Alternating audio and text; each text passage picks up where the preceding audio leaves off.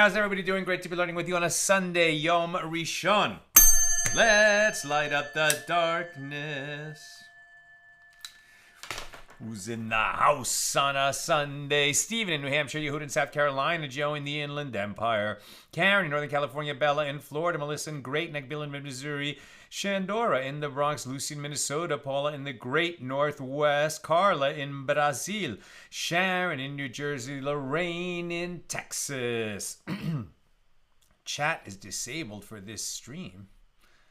Why would it be disabled on the YouTube side? Nina, see if you can fix that. That's weird. Open panel. I don't know what's going on there. Boom, boom, boom. I don't know. Nina, see if you can fix the YouTube chat. Welcome, everybody. Our daf today is a Sanhedrin daf Dalet, page 4, continuing our discussion of Mishna number 1 here in chapter 1. Of Tractate Sanhedrin, the 24th volume of the Talmud. Generally, we've been discussing the composition of a court for various kinds of cases. As we've seen, most cases require a panel of 3 judges. Yesterday, we were discussing how they derive that number from verses in the Torah. We pick it up today right near the top of page 4a. So the dispute between Rebbe and the sages is explained as an example of the more general question of whether the written consonants of the text in the Torah or the vocalization of those words in the Torah is authoritative. So in Hebrew, basically all the letters are consonants.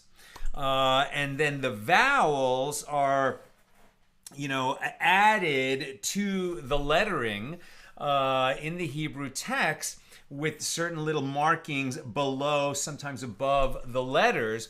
That's how we know how to connect one consonant to another with a vowel sound in between. But in the written Torah, the vowels aren't there.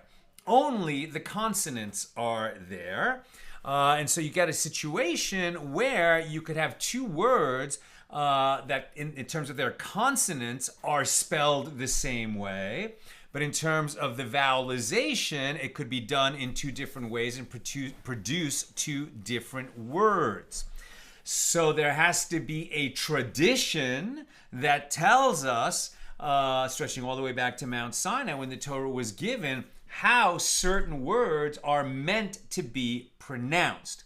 So that's just already when we have, two words that could be, and we'll encounter a word like that a little further on in the text, where the very same letters could produce 2 different words that sound different, and we have to know which one is intended in that place in the Torah. Now, there are also certain letters that can act as vowels or consonants. And then specifically an aleph, a hey, a yud, and a vav. Now the vav is very often, it can sound like a v, like a V sound, but it can also carry a vowel sound and be either an u or an o, or in more Ashkenazic pronunciation, an oi. So when a vav is included, for example, in the word sukkot, right, or sukkahs, the holiday of Sukkot. Now, in the Torah, sometimes that is spelled, it'd be like Samech Kaf and then Taf, right? Taf or Tes. But the point is between the K and the T sound, right? Being Sukkot. So you could have that just as a vowel of dots underneath the letter, or you could stick that vav in between the K sound and the T sound to produce the same sound. So when it's spelled without vowels, sometimes it includes that vav and sometimes it doesn't. And if it doesn't include the vav, then it could be pronounced as Sukkot or Sukkat. Sukkat would mean the sukkah that belongs to whatever comes next in this idea, or sometimes other ways it can be used. But again, we wouldn't know that unless there was a tradition to tell us. When the vav is there, then we know for sure it can only be pronounced sukkot. So, as we're studying this, just understand that in the written Torah, there are no vowels, right? In a Torah scroll, when you have a Chumash, which this is the Torah plus a bunch of commentary on it. Here the letters, are of course included with the vowels, so that we know exactly how to pronounce it. Although sometimes they'll give you a word without vowels to indicate that we are pronouncing it according to the tradition, as it's known that it needs to be pronounced, although you might have thought it could be pronounced differently in that context. And what the sages are going to be arguing about in today's discussion is, if it could go either way, if there are two meanings. Now, our sages will always look at both meanings, but where the, pronouncing it in with the traditional way to read it out loud in shul, the vowelization that is traditional, would produce a different legal result than the way that it seems to be written, then what is authoritative? What is authoritative? So let's get into it. So as Rabbi Yitzchak Bar Yosei says, that Rabbi Yochanan says, with regard to Rabbi Yehuda ben Royetz, Beis Shammai, Rabbi Shimon, and Rabbi Akiva, all of them hold that the vocalization of the Torah is authoritative, right? The tradition that tells us how to say it out loud when we read it aloud in synagogue, and that the law is therefore decided based on the meaning of the word as tradition tells us to pronounce it out loud. And we don't derive laws from the Torah based on a possible alternative reading of the written text. So the Gemara explains the basis for Rabbi Yochanan's assertion with regard to each of the Tanaim that were just mentioned in this list.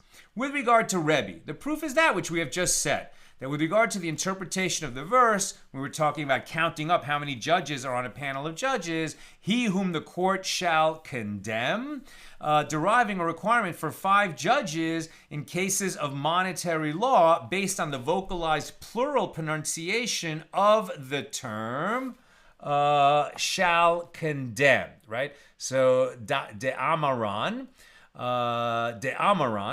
right, shall condemn, and that could have been understood to mean in the plural or in the singular, depending on how you pronounce it. And he's saying that we understand it, that it's in the plural, and that's why it adds 1 to our count of judges. And with regard to Rabbi Yehuda ben Royetz, it is as taught in a Baraisa. His students asked Rabbi Yehuda ben Royetz, the verse states, quote, this is Leviticus 12:5, but if she gives birth to a female, then she shall be unclean for 2 weeks, as in her menstrual impurity. And she shall then continue in the blood of purification for 66 days. After giving birth, it's as if she's having her period for 2 weeks, if she's given birth to a female baby. And then after those 2 weeks, even if there is spotting, she is considered to be pure, like she's not having her period for a period of 66 days. Irregardless of what might flow, she's considered pure during that period, meaning that for the 2 weeks after the birth, she and her husband are not permitted to each other. But then for the 66 days following that, right, adding up to 80 days, she is pure. The husband and wife are permitted to each other. Now, based on the written text, right, without its vowels in a Torah scroll, I can read the amount of time that she is impure as 70. How is this? So the word for a week, shavua, right, is also like shavi'i, 7. And so when you say 2 weeks, right, it's shevi'im, 2 week, which would be 2 weeks, and 70 is shivim, right? And so depending on how you pronounce that, it's either 2 weeks or the number 70. And so you could have read the amount of time that she is impure as 70 days rather than the 66 days. the time that she is impure, you could have read that as 70 days rather than 2 weeks. So you might have thought that after she gives birth to a girl child, she's impure for 70 days, and then she's going to be pure for 66 days. Now, this would be as opposed to when she gives birth to a male child that says she's impure for 1 week, and then she is pure for 33 days. And so that would be a very strange math going from a male child to a female child. Whereas the way I understand it is impure for 14 days and then pure for 66 days, doubling both numbers of what it would be after giving birth to a male baby. So here we go. One might have thought, therefore, that a woman who gives birth to a female should be impure for 70 days. Rabbi Yehuda ben Roetz said to them, it can be proven that this is not the law. The Torah deemed her impure and deemed her pure when she gave birth to a male, and deemed her impure and deemed her pure when she gave birth to a female. And just as when it deemed her pure for 33 days after the initial period of impurity when she gave birth to a male, when she gives birth to a female, she is pure for 66 days, which is double the amount of time. And so too, when it deemed her impure for the 7 days after she gives birth to a male, then when she gives birth to a female, she is also impure for double that amount of time. Consequently, the verse must be read according to the vocalized reading of 2 weeks, and not according to the consonantal text, right, the text without vowels, which could be read as 70. So after they left, Rabbi Yehuda ben Roetz went out and followed his students, and he said to them, you know what, you don't even need this proof that I gave based on the comparison of the periods of impurity with the periods of purity. Rather, we read the verse as 2 weeks, and the vocalization of the Torah is authoritative. And this, by the way, is the law. Now, with regard to Beis Shammai, the proof that they also hold that the vocalization of the Torah is authoritative, this is as we learned in a Mishna, Tractate Zevachim, 36b. Beis Shammai say, with regard to all offerings whose blood must be presented on the external altar, so when the temple is standing and animal offerings are being brought, part of the offerings is to sprinkle some of the blood on the altar. Sometimes it's actually done in the Holy of Holies, sometimes it's done on the inner altar, usually it's done on the outer altar, but there is this presentation of blood, right? Some of the blood is presented in the temple. That is part of the offering process for all of the offerings. It's done in different ways, different locations, but there's always this presentation of blood as part of an offering brought in the Holy Temple. Okay, so what about that? Beis Shammai say, with regard to all offerings whose blood must be presented on the external altar, right, the outer altar where most of the offerings are brought, once the blood has been presented with one presentation, the offering has effected atonement. The offering has now been rendered valid. It has done what it was brought for, giving atonement to the person who brought the offering, even if more presentations are ideally required. Right? Some offerings require 4 sprinklings, some require 2. But even if only one is made, we're going to say after, it shouldn't have been done the correct way, but after the fact, if only one presentation of the blood was made, it counts and the offering has effected atonement for the person who brought the offering. And how do we know that? As it is stated, and the blood of your offering shall be poured out against the altar of the Lord your God. That's Deuteronomy 12:27. And this verse teaches that even with regard to a burnt offering, which requires multiple presentations of the blood, a single presentation is sufficient to render the offering valid after the fact, b'di'evet. But with regard to a sin offering, it is valid only if there were at least 2 presentations. And Beis Hillel say, even with regard to a sin offering that one presented with one presentation, it has effected atonement after the fact. In this case, we follow Beis Hillel. And Rav Huna says, what is the reasoning for the opinion of Beis Shammai? The verse states, and the priest shall take of the blood of the sin offering with his finger and put it on the horns of the altar. So we count. And the priest shall take of the blood thereof with his finger and put it on the horns of the altar. And so these are separate verses. In Leviticus 4:25, it was, and the priest shall take of the blood of the sin offering with his finger and put it on the horns of the altar. Then, Leviticus 4:30, the priest shall take of the blood thereof with his finger and put it on the horns of the altar. And then Leviticus 4:34, The priest shall take of the blood of the sin offering with his finger and put it on the horns of the altar, right? So basically the same idea repeated 3 times. So as the minimum amount justifying the use of the plural horns is 2, one may conclude that there are 6 references to the horns of the altar here. So 4 of them are mentioned for the mitzvah, meaning that the priest should present the blood on all 4 horns of the altar, ab initio, lechatchila, right? This is the proper way to do it. And the other 2 were mentioned to invalidate the offering if he did not present it on at least 2 horns. So after the fact, if he at least presented it on 2 horns, it's going to be valid, even though he should have done 4. But if he only does 1 for this particular kind of offering, then the offering will not affect atonement for the person who brought it, and he's going to have to start all over again. That's Beis Shammai. And Beis Hillel say the matter should be understood according to the written text. The word horns is written once plain, meaning with a vav, right? I told you before. So karnos or karanos. So like Karen is a horn. We're talking about the horns of the altar, right? So karanos or karanos is the plural form, and that would be kaf resh nun, and then taf or kaf resh nun vav taf. So you could have that vav before the final taf or not. Okay, so when the vav is included, even in the, this is a consonant that's included for the purposes of vowelization in the written Torah. So what they're saying is the word horns is written once with the vav, which means that it must be read in the plural.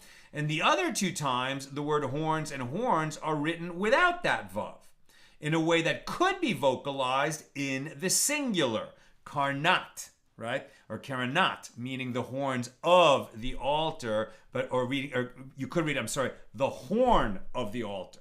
With the vav, it has to be read, the horns of the altar, the horns of the altar. Without the vav, it could be read as the horn of the altar.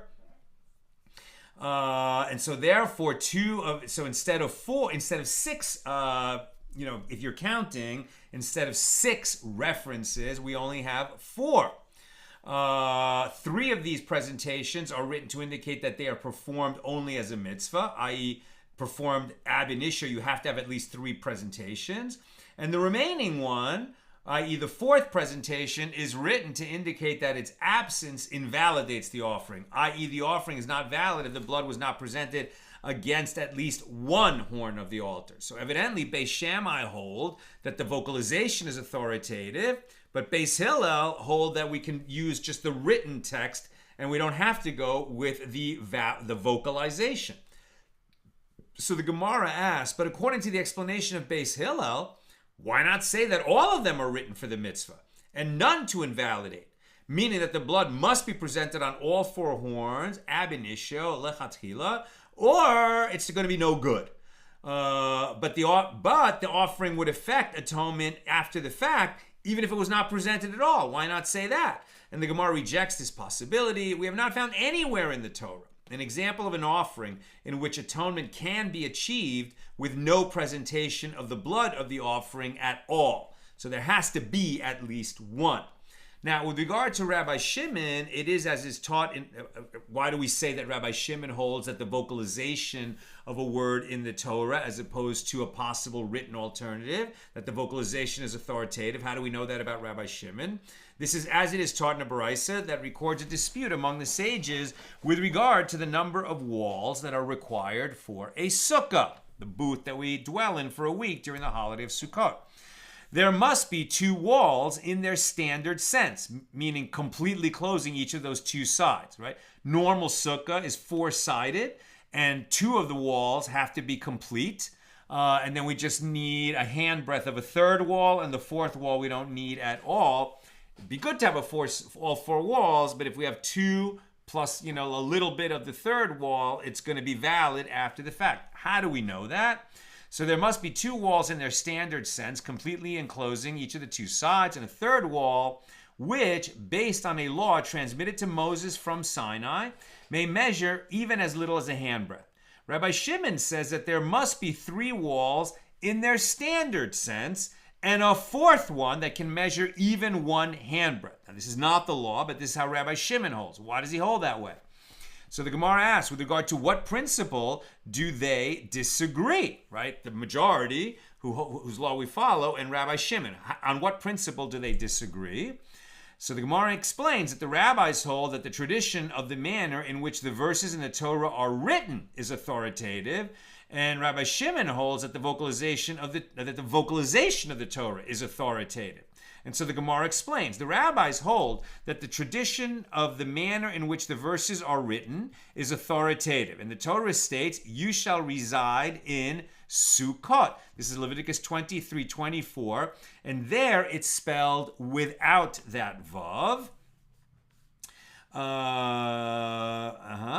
In a way that could be written as singular, Sukkot. And later in the verse, it also states, all that are homeborn in Israel shall reside in Sukkot, spelled the same way. So that's a second use without the vav. So those both could be considered singular. And in the next verse, it states, so that your future generations will know that I caused the children of Israel to reside in Sukkot. This time, Sukkot has the vav in it, which means it must be plural. Therefore, there are 4 walls here. Remove one verse which is needed to teach the mitzvah to sit in the sukkah itself, and 3 walls remain. So the law transmitted to Moses from Sinai, which says that one of the walls may be incomplete, comes and reduces the third and establishes it as a minimum of 1 handbreadth. That's where we get the law that you have to have 2 walls complete and at least a piece of a third. Rabbi Shimon says, no, you need 3 walls complete and at least a piece of a fourth. And Rabbi Shimon holds that the vocalization is authoritative. Since the verses state, you shall reside in Sukkot, plural, all that are homeborn in Israel shall reside in Sukkot, and so that your future generations will know that I caused the children of Israel to reside in Sukkot, all of which are pronounced as plural nouns. So there are 6 walls here. Remove one verse to teach the mitzvah of the sukkah itself, 4 walls remain. The law transmitted to Moses at Sinai then comes and reduces the 4th wall and establishes it at a minimum of 1 handbreadth wide. And consequently, it is clear that Rabbi Shimon also holds that the vocalization is authoritative. And if you want to just see, hopefully the text is not too small, but if you could see, there, where I've circled, Sukkot or Basukot, right? So in Sukkot, with the vav and without. Hopefully you can make that out and it's sharp enough. Okay? All right. Now, with regard to Rabbi Akiva, it is as it is taught in a baraisa. Yeah, I'm sorry, that was a little... I need some kind of better system for showing you text. I'm sorry, that was a little out of focus. At any rate, let's keep going. Rabbi Akiva, with regard to Rabbi Akiva, it is as it is taught in a baraisa. It is known that a quarter log of blood that came from a corpse imparts ritual impurity in a tent. And Rabbi Akiva says, from where is it derived that a quarter lug of blood that came out of 2 separate corpses also imparts ritual impurity in a tent? As it is stated with regard to a priest, he shall not come upon any dead bodies. That's Leviticus 21:11. And the word bodies is pronounced as a plural word. And since the Torah teaches elsewhere that the blood is the life, in Deuteronomy 12:23, this indicates that impurity can be imparted by 1 measure of blood that came from 2 bodies. But the majority, the rabbis, say the word bodies is written deficient without that vav, so that it can also be read as a singular word, indicating that a quarter lug of blood imparts impurity in a tent only if it came from a single corpse. Now, Rav Acha Bar Yaakov objects to Rabbi Yochanan's assertion that all of the above disputes are based on the question of whether the traditional consonantal text with the consonants without the vowels, as it's written in the written Torah, or the vocalized text of the Torah is authoritative. Maybe that's not what this dispute is all about at all. Is there a sage who does not accept the principle that the vocalization of the Torah is authoritative? But isn't it taught in a baraisa? The verse states, you shall not cook a young goat in its mother's milk. bachalev. Bachalev, right? Like chalev is milk. So you shall not cook a kid in its mother's milk. Chalev is milk. Halav is milk. But you could have said bachalev, right? Bachalev. And then it would have meant same consonants, but vowelized a different way. And then it would have said, you shall not boil a kid in its mother's fat, right? That you couldn't use the fat of her mother's body, which when you cook up fat, it becomes a liquid. And you certainly could cook the meat of a kid in the fat, that came once you slaughtered and butchered the mother's body, right? The mother goat or the mother sheep. So how do we know that the Torah is saying you shall not boil a kid in its mother's milk, when it certainly could have been read as you shall not boil a kid in its mother's fat, and it would make sense. So how do we know that it's milk, since there are no vowels in the written Torah? One might have thought that the verse should be read as prohibiting the cooking of the young goat in the fat of the mother, and there is no prohibition against cooking the meat with the milk. Obviously, we know that's not what the tradition holds, but how do we know that? Now we're on page 4b. So you therefore say in response, the vocalization of the Torah is authoritative. We know that we have to read it out loud as bachalev, right? And the milk of the mother, and that's the law that we follow. So it must be that our tradition that tells us how to vocalize the Torah is what we follow when we are, understanding what the laws of the Torah are commanding us to do. So rather, everyone agrees that the vocalization of the Torah is authoritative. But in actuality, Rebbe and the rabbis disagree with regard to a different question. This is what they disagree on. Rebbe holds that the phrase, the court shall condemn, is referring to other judges in addition to the 3 that were derived from the earlier verse, leading to a total of 5. Whereas the rabbis hold that the term shall condemn means these judges, i.e. those who have already been mentioned, and therefore there are only 3. In other words, they agree that we can count the number of times that the word Elohim is used with respect to judges hearing cases, and that it comes to 3. It's just that Rebbe says we need 3 to be the ones who authorize something. In other words, the majority of 3, you need 3 who say this is what you can and can't do to issue the ruling. And since we follow the majority, that's why you need 5 altogether. We talked about this yesterday. Whereas the law is, no, you start with 3 judges, you need a majority to have a ruling, so it's enough if they produce a 2-to-1 ruling. Rebbe is saying, no, we need 3 judges on the winning side of a ruling. So in order to get 3 in a majority, you have to have at least 5 judges on the panel. We don't follow that ruling, but that's where he's getting it. It's not that he disagrees with the majority on whether we follow whether the vocalization of Torah words is authoritative or not. And with regard to Rabbi Yehuda ben Roetz, who applied the principle that the vocalization of the Torah is authoritative to the question of the duration of the ritual impurity of a woman who gave birth to a female, it can be explained that the rabbis do not disagree with him, as everyone agrees that the vocalization of the Torah is authoritative.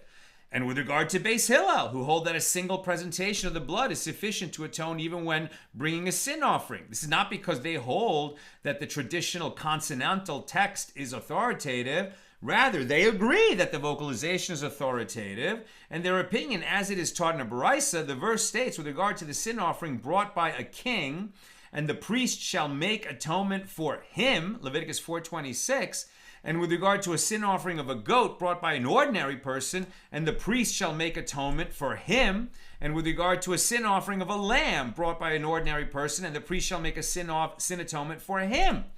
And repeating this term 3 times, and this repetition is due to the following logical inference, like this. Could these laws not be derived from a kal v'chomer inference and a fortiori inference?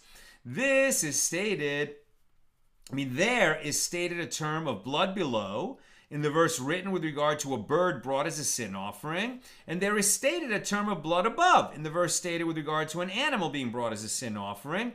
There's verses that we just read, Leviticus 4:25, 31, and 35.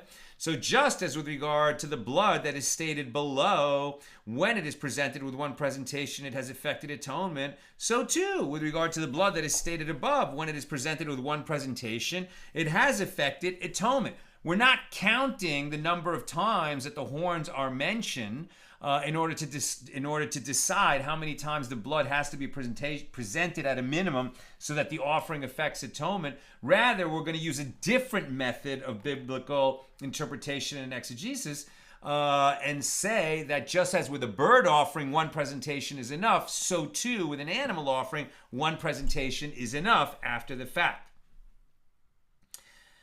Or perhaps go this way and offering a different interpretation, a different explanation that's going to get us to the same place.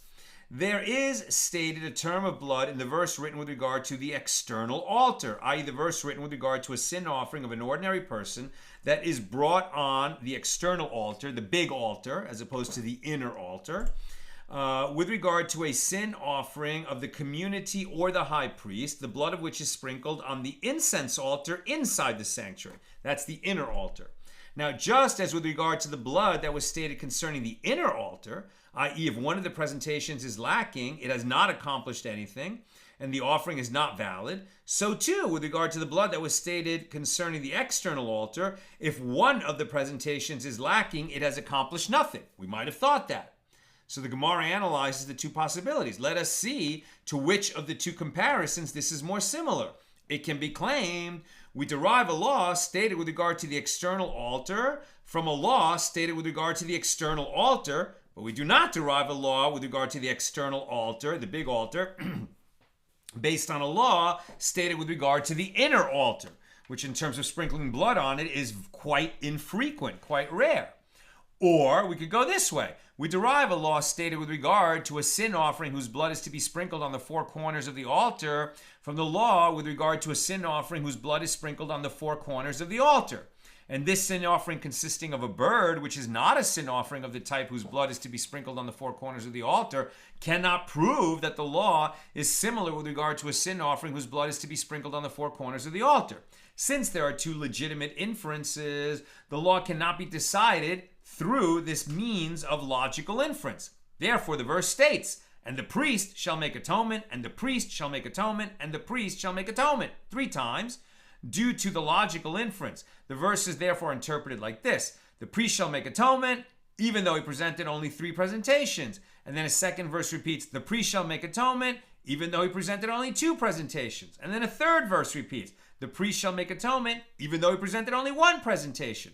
And this interpretation is the source of Beis Hillel's opinion that he should do it 4 times, like the Torah says, but if he only does once, it still counts as an offering, and the person who's bringing it doesn't have to start all over.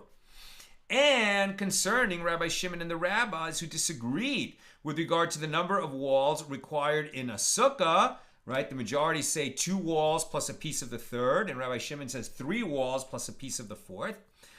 In order to minimum requirements of a sukkah. So what is it that they disagree about? It is with regard to this. Rabbi Shimon holds that the basic requirement of placing the roofing, the schach, on the sukkah does not need a verse to teach that it is required, as it is implied by the word sukkah. Consequently, the word sukkot appears 2 times in the text beyond the initial mitzvah, teaching a requirement of 4 walls. And there is a law transmitted to Moses at Mount Sinai that reduces the minimum size of one of the walls to a handbreadth. But the rabbis, the majority, hold that the requirement of placing roofing does need a verse. Therefore, one of the 4 derivations is used to teach that requirement. And only 3 walls remain, one of which is reduced by a handbreadth, and that's the law we follow. And with regard to Rabbi Akiva and his dispute with the rabbis, they disagreed about the issue of the quarter lug of blood that emanated from 2 corpses, right? That's the minimum amount of blood which it came out of a corpse, and it's under a roof, and you're in that room under the same roof, right, with this blood that emanated from the corpse isn't there, but blood from a corpse is there. So if it's this minimum volume, a quarter lug, whatever, it's like about this much, if there's that much blood that came from a corpse and it's in a room and you're in the room, even though you don't touch the blood, you're going to become tameh. right, impure with the impurity of a corpse, which is going to require 7-day purification before you could enter the temple when the temple is standing. But, so that's the minimum measure. If you have less than that, it's considered de minimis, and it wouldn't make you impure. So what they're asking is, okay, well, if you have that amount of blood, but it didn't come from one corpse, half of it came from one corpse and half of it came from a different corpse, can we combine those two amounts of blood, which in and of themselves do not amount to the minimum measure, to render you impure under a tent, right, for sharing a roof with a piece of a corpse? Individually, they don't amount to enough to do that, but together they do. So do we say that this blood that adds up to the minimum measure, even though it came from two different corpses, is it enough to render you impure if you are in the same room with it? That's what Rabbi Akiva and the rabbis are arguing. Rabbi Akiva says, yes, it renders you impure. The rabbis say, no, you need that minimum measure from one corpse. We don't combine. Now, is this based on the tradition that we follow, the vocalization, that that's authoritative over the possibilities created by the written text? Or is there a different explanation? So what Rabbi Akiva and the rabbis disagree about is this. Rabbi Akiva holds that bodies, in plural, indicates two. Consequently, a quarter lug of blood that emanated from two corpses do combine and render a person impure if he's under the same roof with it. And the rabbis hold that bodies, in plural, indicates a general law. And no derivation can be made with regard to blood that emanated from two corpses. Both opinions, however, would still agree that the vocalized text of the Torah is authoritative. They come at their disagreement from something other than whether they disagree on the vocalization of the text. Now, the Gemara asks, and does everyone actually hold that the vocalization of the Torah is authoritative? But isn't it taught in a baraisa with regard to the number of compartments in the tefillin of the head? Right? So, and we read every day in the Shema that these words, you shall bind them as a sign upon your hand, and they shall be a symbol before your eyes. We wouldn't know from the written text of the Torah that that indicates a black box with black leather straps.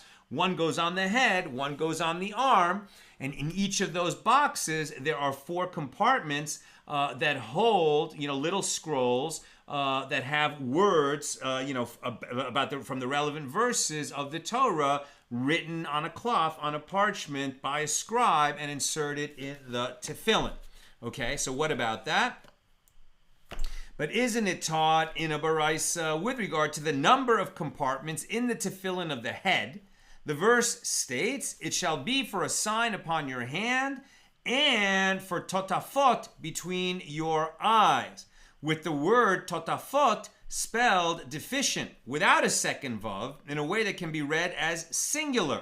And again, they shall be a sign before your eyes, or they shall be signs before your eyes. So this occurs at Exodus 13:16. It shall be a sign upon your hand, and for totafot between your eyes, which seems to be signs, but maybe it could be read in the singular.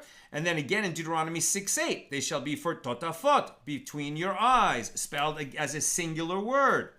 And then again in Deuteronomy 11:18, they shall be for totafot between your eyes. This time spelled with the vav, so that we know that it's a plural word.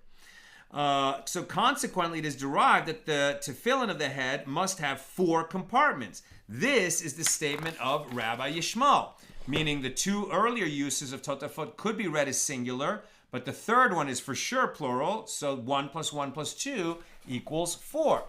Rabbi Akiva says there is no need for this proof, as the requirement of 4 compartments can be derived from the word totafot itself. The word tat in the language of the Katfe means 2, and the word pat in the language of Afriki also means 2, and therefore totafot can be understood as a compound word meaning 4. The Baraisa therefore indicates that Rabbi Yishmael holds that not the vocalization, but rather the tradition of the manner in which the verses of the Torah are written is authoritative. Is that what he's saying? Rather, the explanation that everyone holds that the vocalization of the Torah is authoritative must be rejected. And it must be explained that the sages actually do disagree whether it is the vocalization or the tradition of the manner in which the verse of the Torah are written that is authoritative. And in order to explain the unresolved problem with regard to the Baraisa about the prohibition of cooking a young goat in its mother's milk, the explanation is that this statement that they disagree as to whether the vocalization or the tradition is authoritative applies where the vocalization of the word differs from the tradition of the manner in which the word is written. But in this case, the words milk, chalev, and fat, chalev, are written in an identical manner, as there is no difference in the writing at all. There's no extra vav or yud or anything like that. The letters are exactly the same, and it's only the vowelization that is different. Therefore, all agree that the vocalization of the Torah is authoritative. Now, the Gemara asks, but wait a minute. The words shall see and shall appear are also written in an identical manner, right? Yir'eh versus Yera'eh. Both of them are Yud Resh Aleph He, right? And you could pronounce that as Yir'eh or Yera'eh. One meaning, right? Yir'eh is shall see, like I shall see or you shall see. And Yera'eh means shall appear, right? Like something shall be seen. Are written in an identical manner. And nevertheless, the sages disagree about which reading is authoritative. As it is taught in Baraisa, Yochanan ben Dachavai says in the name of Rabbi Yehuda ben Tema, one who is blind in one of his eyes is exempt from the mitzvah of appearance. Appearance means that you have to show up, right? Like once every certain number of years, there is the... I'm spacing. I know that word. When everyone gathers in Jerusalem, it's done over sukkah. This is when the temple is standing, and there's a king in Israel, and the king will read the Torah, right? Or at least he'll read part of the Torah out loud, the verses that he's instructed to read out loud for the nation. So and that's for that gathering. But there's also just the general commandment of the regalim that you go up, you make the pilgrimage to Jerusalem 3 times a year, right? Your males shall appear in Jerusalem before the Lord, and they shall not appear empty-handed. Okay? Well, what they're saying here is that because appearing and seeing are basically the same word, just vowelized differently, so then somebody who cannot see is exempt from the requirement, the obligation to be seen in Jerusalem when the nation has to gather. So let's see. As it is talking about, this is what they disagree about. One who is blind in one of his eyes is exempt from the mitzvah of appearance, i.e. the obligation to appear in the temple and to sacrifice an offering on the 3 pilgrimage festivals. Okay, so it's not about the gathering for the reading of the Torah, just the standard to go to Jerusalem for Passover, Shavuos, and Sukkot. That one who is blind in one eye, he can go. It's beautiful if he goes, but he's not obligated to go. Why? Right? Because it is stated 3 times in the year, all your males shall appear, Yera'eh, before the Lord. That's Exodus 23:17. I'm almost done. Questions or comments, please get them in now. According to the way in which the verse is written, without vocalization, it can be read as Yireh, shall see, instead of Yera'eh, meaning shall appear. And so this teaches that in the same manner that one comes to see, so he comes to appear, i.e. to be seen. So just as the usual way to see is with both of one's eyes, so too the obligation to appear applies only to one who comes with the sight of both of his eyes. It is therefore apparent that even when there is no difference in the way the words are written, some say that the tradition, not the vocalization, is authoritative. So rather, Rav Acha, the son of Rav Ika, said the reason that all agree that there is a prohibition to cook a young goat in its mother's milk and not in its mother's fat is that the verse states, you shall not cook a young goat, Exodus 23:19, and the verse teaches that the action that the Torah prohibited is in the manner of cooking, which is generally done in a liquid such as milk, at least it was in the ancient world, and not in a solid substance such as fat, which is interesting because, of course, once you start cooking fat, it becomes liquid, and we certainly do fry things up in fat, but I guess in the ancient world, that's not what they did, right? When the word cooking is different than the word for frying, and it implies cooking in liquid. And in that sense, when you're talking about like literally boiling it, it must mean milk and not fat. And that's what I've got for us today.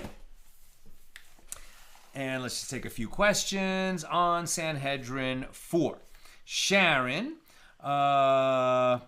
is there a variation of screen share? That's what I use when I taught on Zoom. Yeah, I mean, exactly. If I was on Zoom, it would be easy.